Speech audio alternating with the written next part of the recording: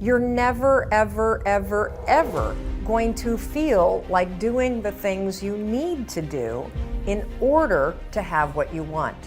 You're always going to need to push yourself. You're always going to need to parent yourself.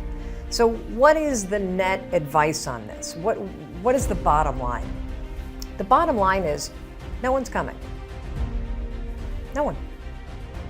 No one's coming to push you. No one's coming to tell you to turn the TV off. No one's coming to tell you to get out the door and exercise. Nobody's coming to tell you to apply for that job that you've always dreamt about. Nobody's coming to write the business plan for you. It's up to you. And because you're only ever going to do the things that you feel like doing right now or that feel good right now, unless you understand that you've got to parent yourself, you've got to push yourself, you're not going to make your dreams come true. You're just not. We're not wired that way. You weren't born that way, you weren't that way when you were growing up, and you're certainly not that way as an adult. And there's a tremendous amount of liberation that comes when you accept the fact that you're always going to need to give yourself a push.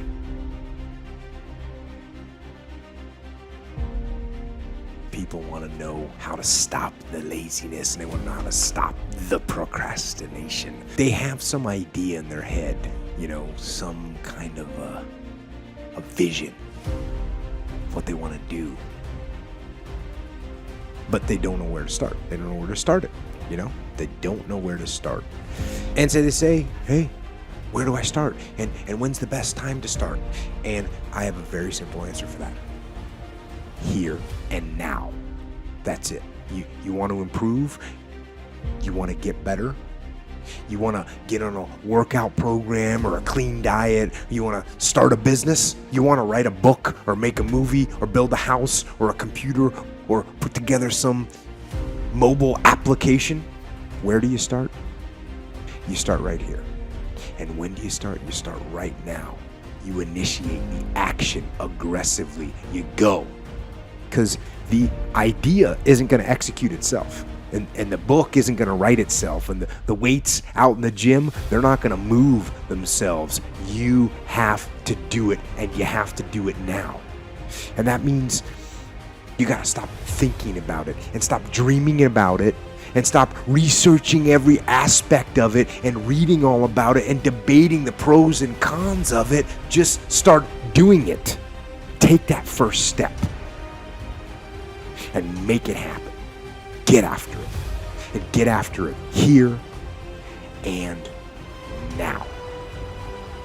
I don't quit. I'm resilient. I own the number one skill, the number one talent required to eventually win. I already have. I can't quit. You'd have to kill me to get me out of chasing my dream, right?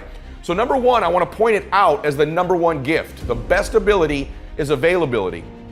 Do you have it? Have you decided to have it? Is it something you're going to possess the rest of your life? And those of you that do have it already, I need you to take an inventory, be aware of it, and be intentional with crediting yourself as you're listening to this or watching it today into the bank of your self-confidence, into the deposits you make in your identity, because it has everything to do with winning. Every guest you've seen on my show, all the people that I've coached, all have different talents, skills, and abilities. What's the one they all have? The ability to stay present, the ability to stay in the fight, to have not quit.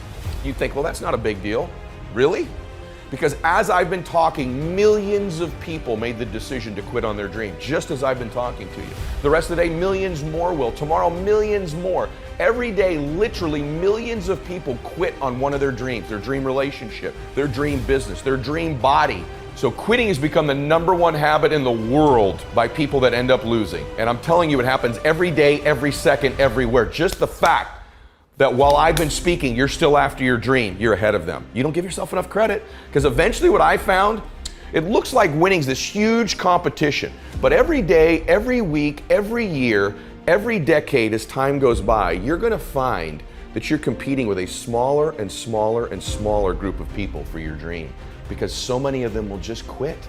And by the way, many of them that quit will possess talents, maybe even gifts you don't have. Their incredible ability with people, their incredible strength, their incredible brain, and they'll quit with all this giftedness, but you got the talent. You have to learn to distinguish between something that is a talent and a gift. You can develop skills, you can develop talents. Gifts are something you're born with.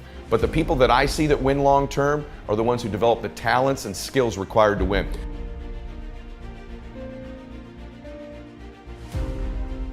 You know what I had? I had the ability to keep hitting the piñata in my life, to stick around long enough. And by the way, when you eventually win, it's not just you that gets all the candy, that gets all the victory, that gets all the money.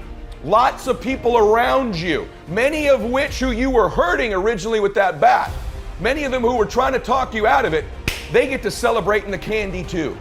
My prayer for you is that you begin to think about this analogy. The piñata of your life, the piñata of your business, the piñata of your body. As you're swinging away, I'm here to tell you, even though it doesn't feel like it, you're getting closer to the candy. And if you can add more people to celebrate, it's okay that you feel disoriented. It's okay that it feels blinding and you don't know exactly what direction to go, just like these precious babies with the piñata. It's okay that you miss it once in a while. It's okay that you get tired once in a while. But as long as you keep after it and you keep pounding away that compound effort of your pounding, I can promise you there's candy someday. And everybody around you will jump on it and celebrate. That's my wish for you today as you listen to me. Of all the skills I'm going to teach you, that I've taught you, and if you've not listened to my other shows, I teach about listening, transfer energy, how to close, how to change your identity, how to live blissfully dissatisfied, how to unlock your success code, all of the very detailed things I teach.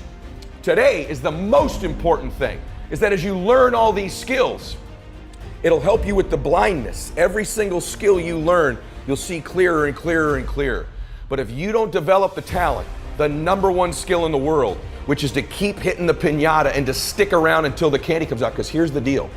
Someone's gonna get the candy in life. There's always candy in life. That piñata eventually always breaks down. Do you want to be the person who was there in the beginning, hitting as hard as you could and sacrifice it and maybe hurting the people around you and never get the candy? Or are you going to get something for your pain? Are you going to get something for your effort? Are you going to get something for this sacrifice you're making? You got to get something for this pain. You got to stick in the game until the candy comes out, and then we all get to celebrate. Start before you're ready. If you wait until you feel ready to do anything meaningful, you're going to be waiting for the rest of your life. Among the people who are the most successful, the happiest, the people who are actually contributing the most, they all have one thing in common, and it's this. They all start before they're ready. You see, I think you've misidentified the enemy here, because the enemy, it's not making mistakes.